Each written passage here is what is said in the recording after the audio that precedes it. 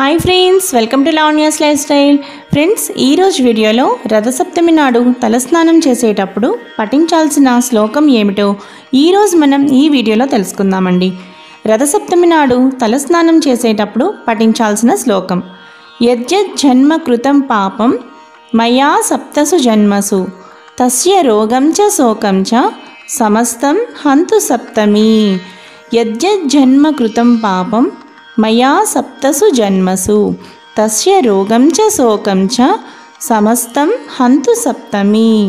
రథసప్తమి నాడు ఎవరైతే ఈ శ్లోకాన్ని చక్కగా పఠిస్తూ తలస్నానం చేస్తారో వారికి 7 జన్మల నుంచి వస్తున్న సమస్త పాపాలు నశిస్తాయి.